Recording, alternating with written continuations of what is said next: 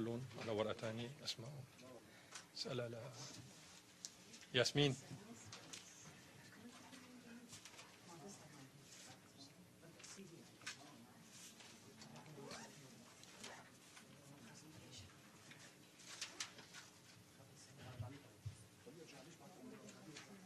لا اتركوا. Ladies and gentlemen, good morning.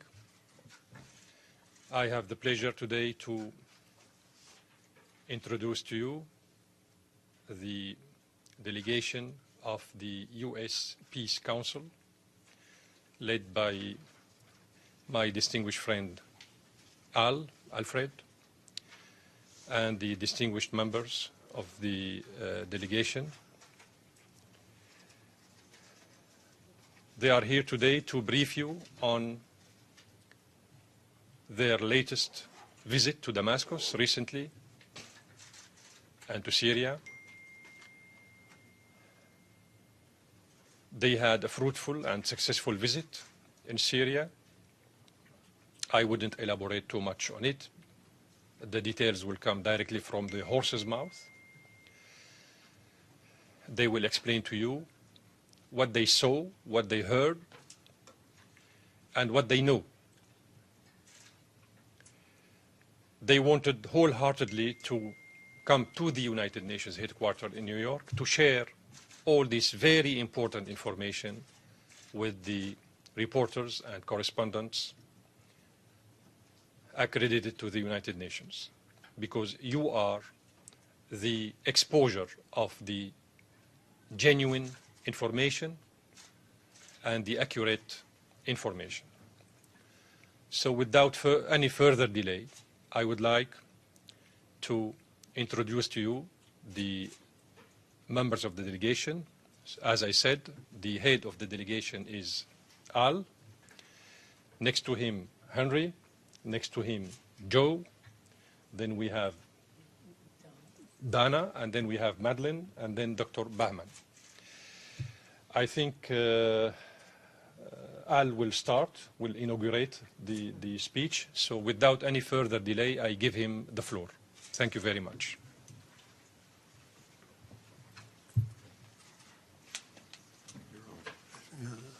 It's on.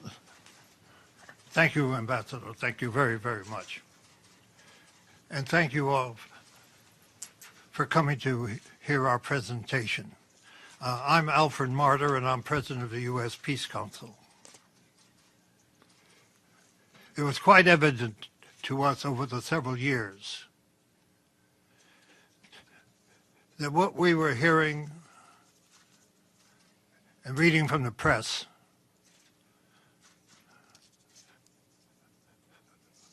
was obviously confusing the American people and the peace movement, the large, vocal anti-war movement that exists in our country. We saw the same pattern of every other invasion, where the leadership of the country was demonized and therefore used as an excuse to intervene in the internal affairs. Our organization, the U.S. Peace Council, is a firm advocate of the United Nations Charter, with deep respect for the sovereignty of all countries, respecting the rights of the peoples of those countries to determine their own destiny.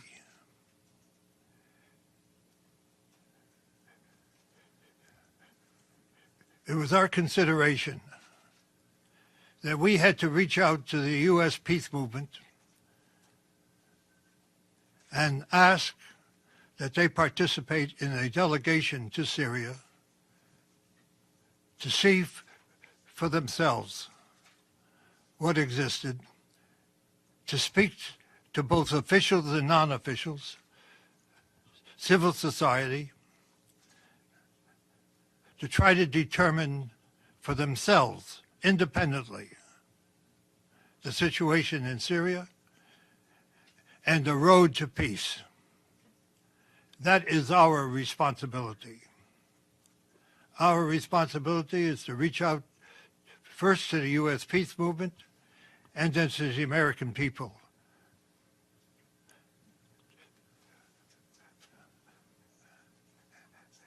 The campaign to confuse the American people has been intense. And it is our purpose to try to bring some light, some understanding, which can perhaps lead to the American people demanding an end to the intervention and peace in Syria. We reached out to many peace organizations in our country to try to get a broad delegation to go. I would be less than honest if I did not say that some did not come because they were fearful of going into a war zone. Others demonstrated the confusion that does exist because of reading the propaganda and the barrage of, unfortunately, the media, which gives such a one-sided story. We feel we have that obligation. And it's a tribute to those who went, that they overcame those obstacles and agreed to go, and may I point out, paid their own way to go. So I would like to first introduce the co-leader of the delegation, a member of the Executive Board of the U.S. Peace Council, Dr. Henry Lowenthorf. Thank you, Al. Thank you, Ambassador.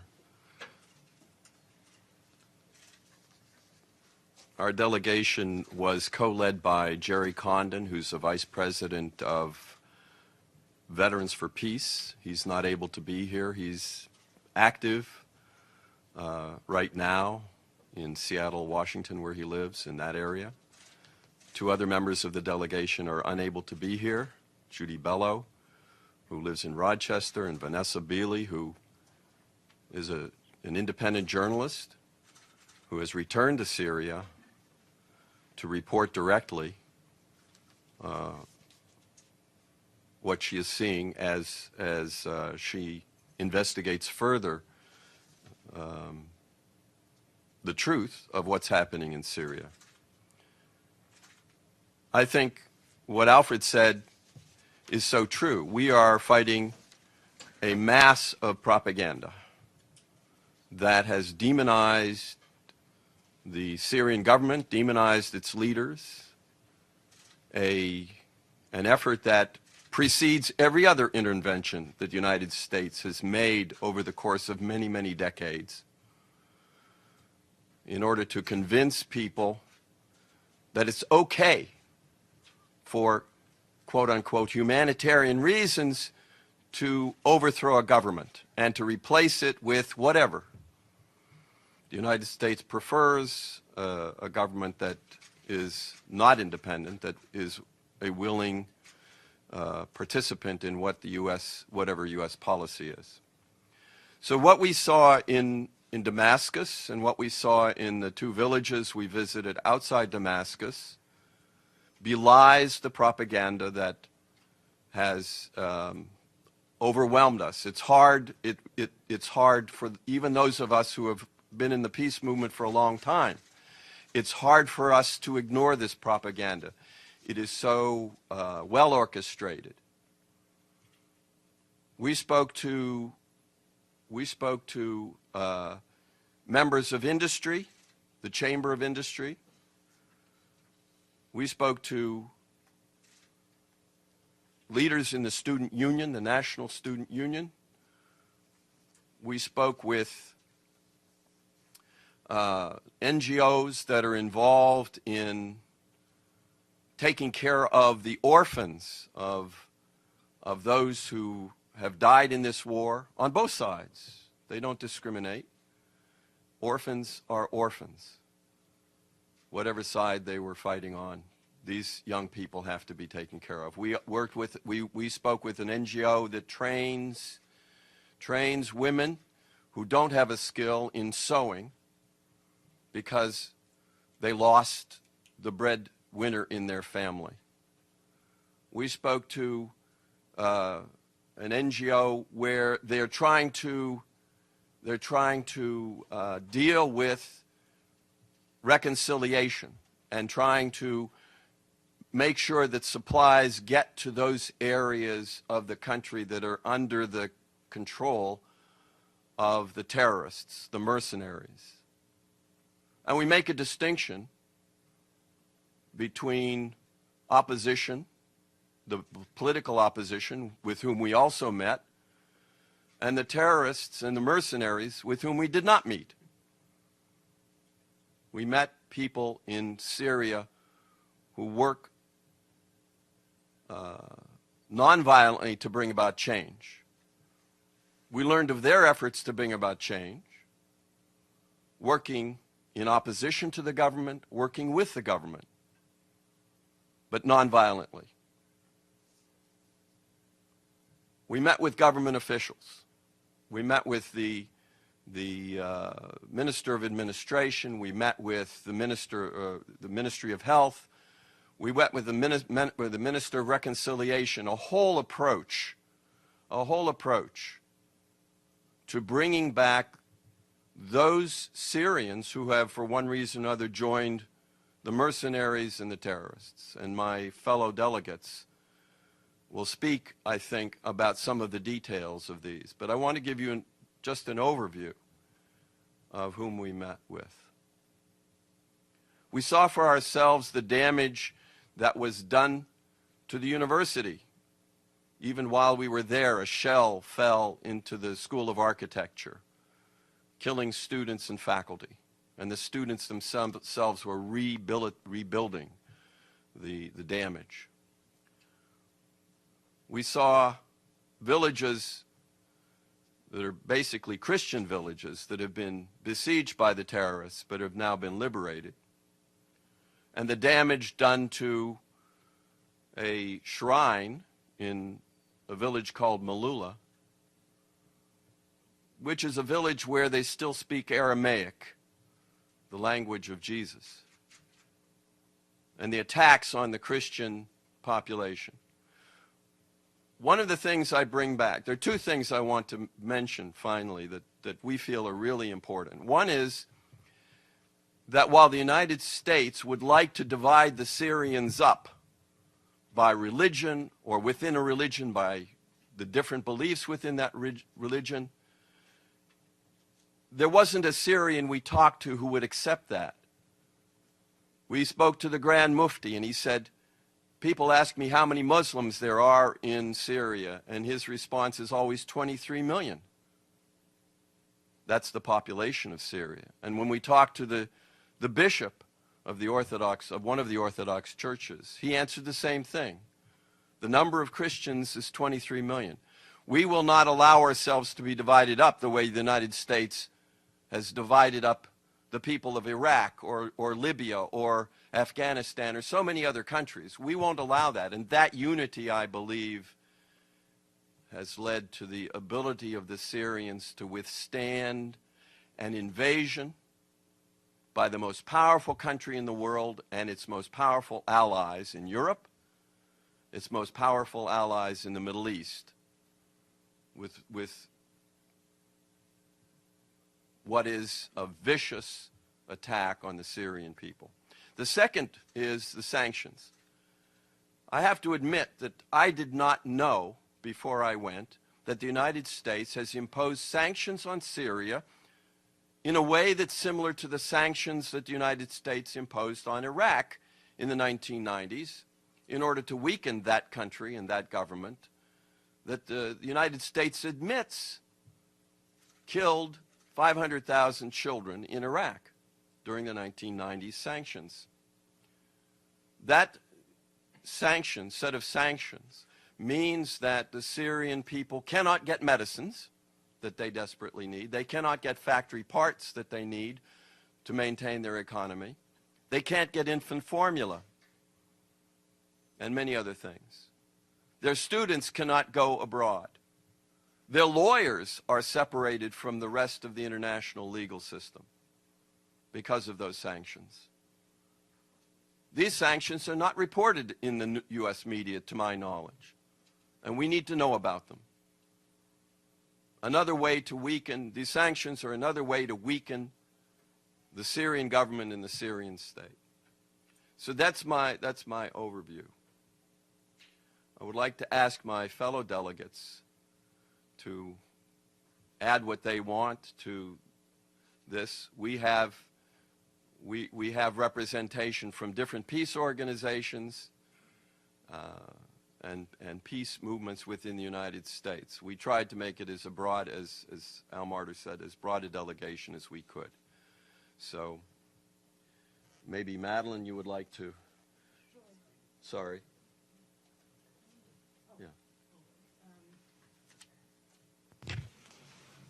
My name is Madeline Hoffman. I'm the director of New Jersey Peace Action. I went as an individual representing myself, but I've been a peace activist for 16 years.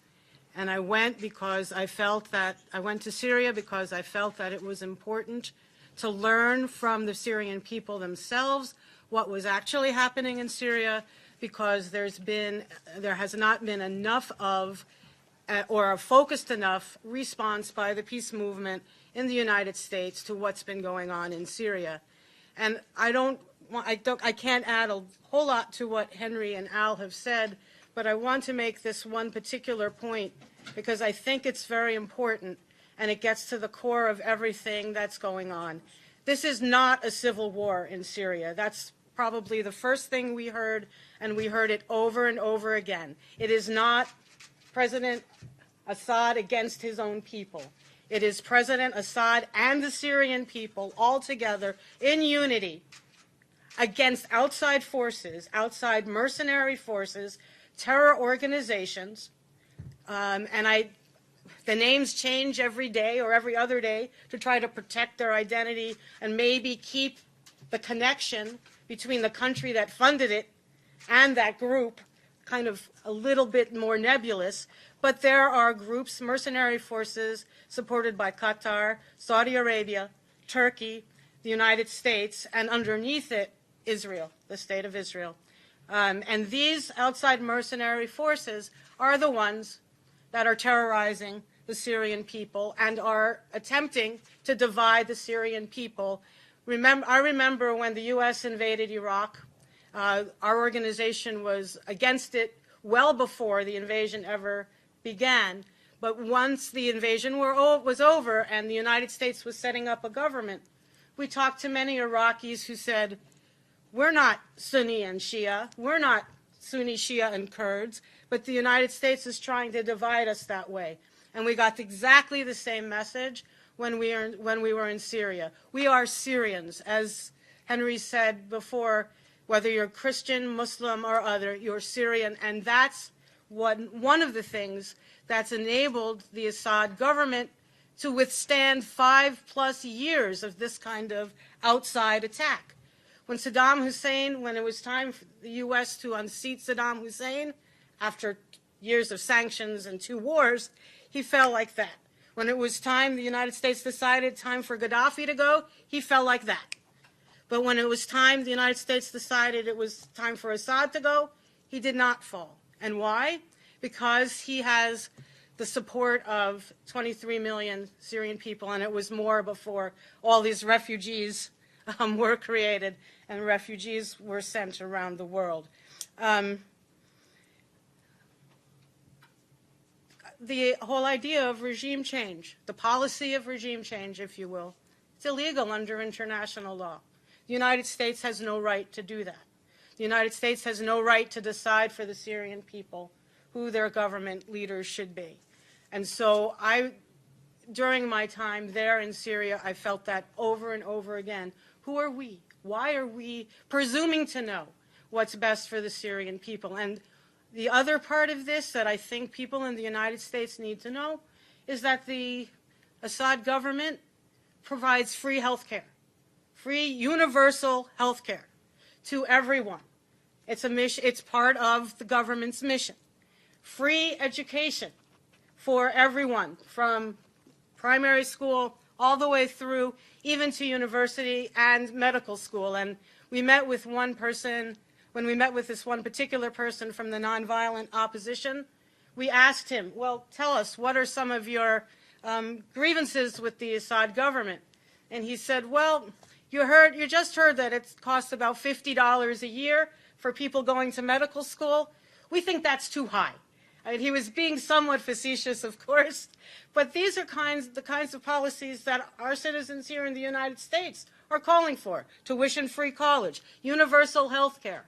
So the Assad regime, the Assad government, excuse me, is in the business of doing this and providing this to the people. And without a doubt, even the nonviolent opposition parties who had issue with issues of democracy or corruption prior to 2011, everyone has thrown themselves in behind the Assad government, because that's the best hope, the best bet for the Syrian people.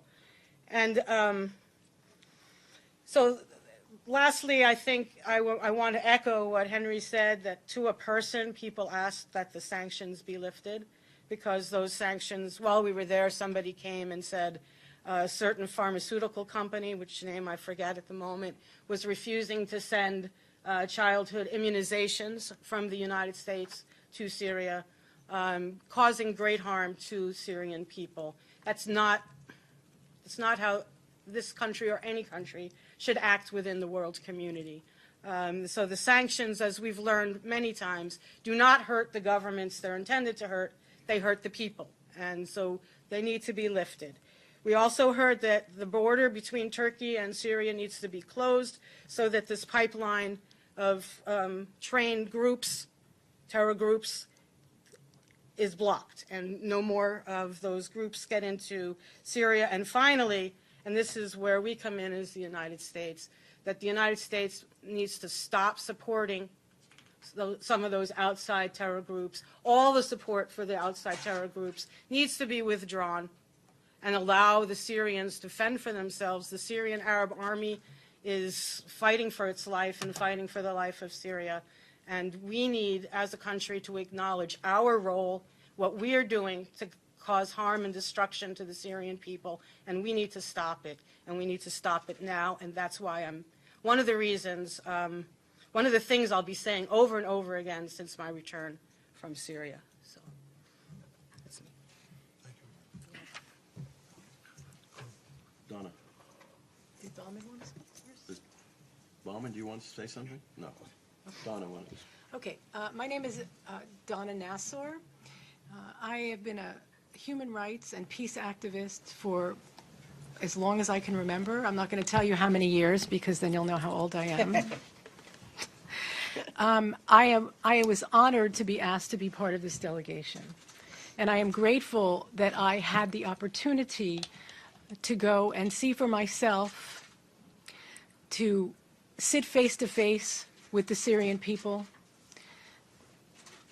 to share this time with this delegation so that we can all work together, coming back in cooperation to try to bring the message and the truth back to the United States. As an American citizen, it is shameful for me to admit what my government is doing in the sovereign country of Syria. We have no right to impose these illegal sanctions. In fact, these sanctions, allegedly, the government says are against the government of Syria. But in fact, it's against the people, civil society, people who are attempting to maintain the infrastructure, the health care, the safety of all Syrian people.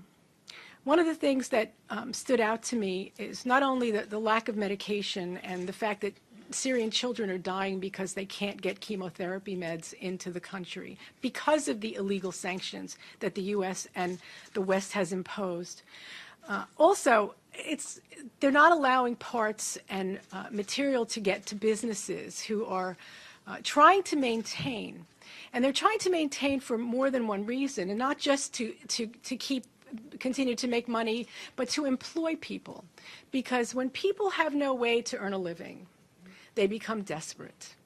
And we know that some of the Syrian people who may have chosen to join the terrorists, mostly for economic reasons, because they couldn't earn a living. And their benefactors, the U.S. and all the others who are collaborating together to fund this terrorism, are paying people very well to participate in this illegal activity against the Syrian people. So there are so many ways, subtle ways, that the U.S. sanctions are affecting the Syrians. And when we spoke to the business people, they mentioned to us, we're desperately trying to stay in business. We're desperately trying to keep our people employed so they don't become desperate and they don't then feel like they have no other choice. Something else that's very important is we did have the opportunity to speak with civil society, not just all of the official organizations. And we met with people who have witnessed and lived through and shared their experiences with the mercenaries and explained unspeakable things. And I'm not going to go into detail about what those were. But it was very difficult to sit in the presence of someone whose child was assassinated, whose niece was kidnapped and is still missing, whose daughter was raped, kidnapped, raped, and then sent back, male and female rapes we heard about. So this is what the U.S. is financing. This is what the U.S. is backing. And this is not okay. And as an American citizen, beyond being a peace and human rights activist, I will not be silent about what I learned. And we have to take responsibility for what's happening in this country and the lack of morality when it comes to our foreign policy and what we are doing elsewhere. I do want to say that, you know, we did have almost a 2-hour meeting with President Assad, which we were all very grateful for. After listening to him, after listening to all the voices of civil society and the groups and the government officials that we met with, if you think about it, it makes no sense what the U.S. media and Western media is reporting. It makes no sense that Assad, who is trying to maintain the infrastructure and look toward the future for the Syrian people, would be the one destroying hospitals and all of these places that the U.S. media and the Western media are claiming that he is the one responsible for destroying. It just doesn't make sense. He is interested in the future for Syria. He told us flat out, you know, when this is over with, we can have another election. If they don't want me, they don't want me. That's fine. But for now, I've been elected to lead this country, and that is what I will do. The last piece that I want to talk about is, you know, having been a student and scholar of restorative and transitional justice for many years, I was really very, very impressed and excited about the fact that they have a ministry of reconciliation, that even in the middle of the trauma that the Syrian people are involved in at this point, they are looking towards the future and they're dealing with people in a restorative and healing way already. So if someone has joined if some Syrian citizen has joined the mercenaries, they're literally going, and if they put down their arms, they are welcomed back into Syrian society. And they're fed, and their families are fed, and restorative justice techniques are being used so that you don't have a group of Syrians now who are feeling outside of society. So everything that I've said, I will continue to say, and I will continue to share with other people. And I feel now that since we have been there, we are now capable of sharing truth that, unfortunately, our media has not been offering the world. And we intend to not be silent from here forward. And thank you all for listening. Joe. My name is Joe Jameson. I'm coordinator of the Queen's Peace Council, which is an affiliate of or branch of the U.S. Peace Council. And my background is the trade union movement. So I'm accustomed to speaking bluntly. so forgive me if I do that. I'm reminded of I associate myself with all the comments of my colleagues here, but I'm reminded of the famous comment by the American writer Mark Twain, who once said that it's not what we don't know that gets us into trouble. What gets us into trouble is what we think we know for sure that just ain't so. And that's what I think of when I think about my fellow Americans and what they know about Syria and what they think they know about the war and the Syrian government and the Syrian leadership.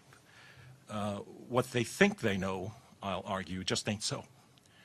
And so we have to take that on because we're getting into trouble. Our delegation came to Syria with political views and assumptions, but we were determined to be skeptics and to doubt everything, to meet everyone we could, and to confirm or disconfirm received opinion and establish and conventional wisdom, and to follow the facts wherever they led us. I concluded a number of things from the trip. I won't go over things that my colleagues have already mentioned. The motive, in my opinion, of the U.S. war is to destroy an independent Arab secular state. It's the last secular Arab state standing, and it wants a client regime, like Libya, like Iraq, like a number of other countries you could mention. The U.S. hostility to independent Syria long precedes 2011, the beginning of the war. The U.S., I concluded, claims to be against ISIS terrorism, but yet it's been loath to fight a really consistent fight against terrorism. Certain privileged groups, such as the al-Nusra Front, the names shift, are called moderate rebels because they fight the Syrian government, and the U.S. wants that. They are not moderate. They beheaded a 12-year-old boy when we were there. We saw it on YouTube and on TV. The motives of the U.S. proxy war states are somewhat different. Sectarian motives and regional power rivalries affect Saudi Arabia and Qatar. The Wahhabist ideology, the ideology of the Muslim Brotherhood, is a sick, medieval, backward ideology. It drives the Saudi state. It motivates that state to finance this war. And Damascus, by contrast, promotes a socially inclusive and pluralistic form of Islam. And we met the leaders of that form of Islam, and they are humane and democratic-minded people and have every reason to join with the American people in stopping this insane support for Wahhabism, which is behind so much terrorism in the world. Those of my fellow countrymen who are dogmatic about Assad demonization are not going to like what I have to say now, which is that the Syrian government is popular, and for that reason, it is winning the war. The Battle of Aleppo will probably be decided soon, relatively soon, and may be the last hurrah, in my opinion, of the foreign mercenaries. The president is popular. His government is recognized as legitimate by the UN. It contests and wins elections. The elections are monitored. There's a parliament which contains opposition parties. We met them. There is a significant nonviolent opposition which is trying to work constructively for its own social vision. Some of it is inside the government, which in effect is a government of national unity. Some of it is in the parliament. We met them. The Minister of Reconciliation, as I think some of us have said, deals directly with armed groups, and he's an opposition leader. So let me conclude, which is that the U.S. policy on Syria, regime change, is not wrong in its details. It is wrong in its fundamentals. It is wrong root and branch. It violates the UN Charter. It violates international law. The U.S. is bombing parts of Syria without the consent of a legitimate government. That violates international law. The sanctions violate international law. I won't dwell on it because Marilyn and Donna have already discussed that. I think out of our trip flow certain tasks. I think it is the task of the U.S. anti-war movement to unite around a different vision than what it has united around thus far. Thus far, it has united around a feeble vision that is partly false, that partly accepts the dominant State Department corporate media narrative. We must directly and forthrightly challenge U.S. policy if we are to shift U.S. public opinion. Some organizations, alas, buy into the dominant mainstream media narrative. They have not covered themselves in glory by so doing. This is a dangerous moment. Without mentioning names, one of the apparently the leading candidate for president is surrounded by military advisors who are talking about no-fly zones, which means air war against the Syrian Air Force and the Russians, or boots on the ground, which means U.S. invasion. If we're not frightened by that talk, we should be frightened by that talk. This is a dangerous moment. We have to change the basic U.S. policy. We need to have a different kind of anti-war movement, and we must begin to shift U.S. public opinion. Thank you.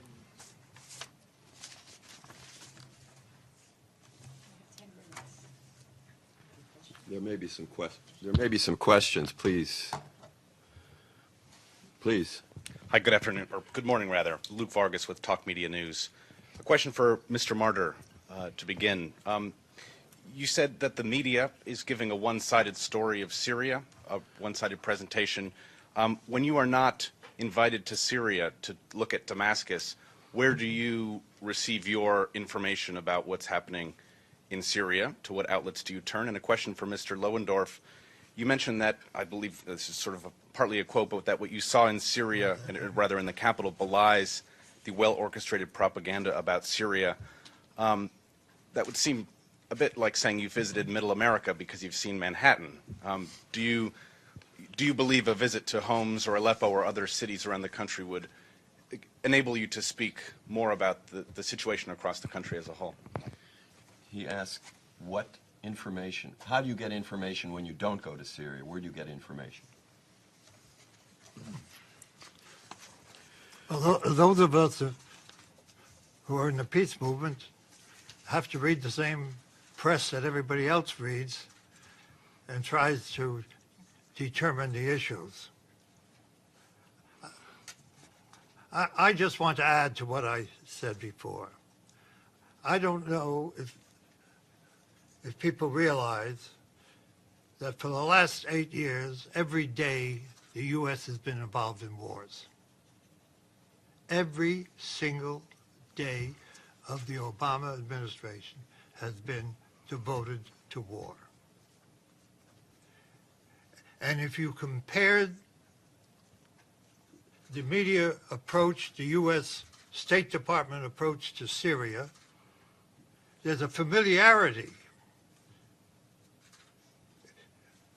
It's Noriega, it's Hussein, it's Gaddafi, one after another, in order to convince the American people that we have the moral responsibility to intervene. And unfortunately, this institution plays along.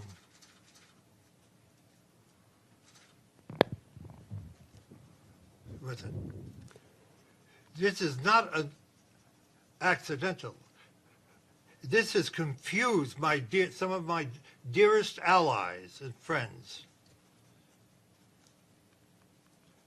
who have said, just like they said about the others, how can you trust them?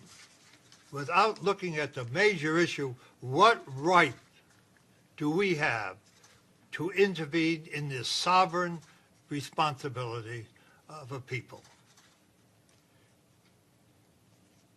We're hoping to go back to our friends and allies in the U.S. peace movement and say, we don't have to agree on Assad. We don't have to agree on the government. What we have to agree on is that the sovereign right of a people to determine their own destiny. Period. That the media has played a nefarious role It's confused people who have spent their entire lives fighting against war in the struggle for peace. Wait a minute. I have to answer his second part, if that's okay. Well, we've waited through 50 minutes of your commentary, and that leaves us 10 minutes to ask questions. So if you really want the media to understand what's going on, you need to hear from the media. But he asked a second question, so I'm answering his question, if you don't Okay, mind. but there are other I'll media be people. brief, Okay, yes, good. and then we'll take you. So you asked, okay, so we saw 5 days, 6 days of Syria. How do we know the truth? We only know what we saw, and what we saw goes against everything that we read in the United States. What we do right now, here today, is urge you to stop listening to the people that the U.S. government brings out from the Muslim Brotherhood and from ISIS and all the other terrorist organizations. Stop listening to them and go to Syria. The president of Syria said, bring delegations. See for yourself. That's the answer. What we saw is what we're reporting. If you don't have to trust us, but at least accept that there's another picture. I'll take your question, please. Yeah, who finances your group? Does the Syrian government give you money to fly to Damascus and travel around Syria? And given that you talked to Bashar al-Assad for 2 hours, did you bring up the issue of barrel bombing by the Syrian government and its allies? And did you discuss the cessation of hostilities that are supposed to be happening? It's just some of my questions. Thanks. Right. Everyone on the delegation paid his or her own way to Syria. It's $1,200 to $1,500 round trip. The Syrian government provided us with security and access to all of the people we asked to see and visit, as many as we could. The Syrian government also covered half of our accommodations, and we covered the rest. That's the truth. You can make of that whatever you want. In terms of meeting with President Assad, we did not ask about barrel bombing. Barrel bombing is a term that the United States uses, like Scud missiles, a nasty word. What we learned from him and from others is that when the terrorists destroy something, they show pictures and say it's the Assad government. Bombing, no matter who does it, is likely to kill civilians. We know that. They know that. But when an outside force, like the United States and its allies, invade with mercenaries, you expect the consequences that we've seen, which is a lot of loss of life and a lot of people fearing for their lives, leaving. Most of the people who leave, however, do not rush to the terrorist side, they rush to the government side. Those people who left the country left for various reasons. In part, they could afford to leave. But most of the people who have left their homes have moved to the government side because that's where they're safe and that's who they trust. So you're saying barrel bombs do not exist, or this is an invention of the U.S. government? I'm going to ask for this. That's the term the U.S. government uses. What do you call them? Well, they're bombs. They're Why bombs. do we call them And barrel bombs? barrels because they're in barrels or they're tanks. No, they're not. Go Okay, ahead. what are they in? You Yeah, have a you- question. Sure. I guess I wanted to pick up on, you'd said something about, when you said this institution plays along with it, Mr. Martyr, I think you were referring to the UN. So I just want, and any of you are free to take the question, sort of, what do you think the UN's role, in terms of it has a humanitarian presence? It's supposed, we don't hear that much about them from sanctions, but while you were there, did you have any interaction with the UN presence on the ground? What do you think of the UN's performance? And if any of you saw, there was an area formula meeting here yesterday, sponsored by the U.S. mission. What did you think of that? I mean, I can imagine, but if anyone wants to, that saw it, what they thought of it. Thanks. Madeline, you want to deal with that? Okay. First, on the issue of the United Nations on the issue of the United Nations and the United Nations role, one of the members of our delegation, Vanessa Beeley, who is unable to be here, she's still in Damascus, has done a lot of investigative, independent reporting on what's gone on in and throughout Syria. And we also heard, we've heard from her on the role of the United Nations, and also from a young man whose family is still in one of the villages that's controlled by outside mercenary forces. And he is independently trying to arrange for a food drop into that area because he can't go in to see his family can't come out. But he has said that the aid is not getting through. And Vanessa Beeley has said that the aid is not getting through. And one of the reasons for that is that it's being intercepted, either by the outside mercenary groups, or at times we have heard stories that the United Nations aid is not getting through either because it's going to the wrong side, to the outside mercenary forces, not to people in the civilians in Syria who deserve and need to have that aid. This is all probably independently verified. I don't have the information here at my fingertips, but the role of the United Nations hasn't always been what it should be in this particular conflict, and I'll end there. Did you want to add to that? Okay. The only thing I did want to say quickly is that I recommend that there are two independent journalists on the ground in Damascus, Vanessa Beeley, Beeley, and Ava Bartlett.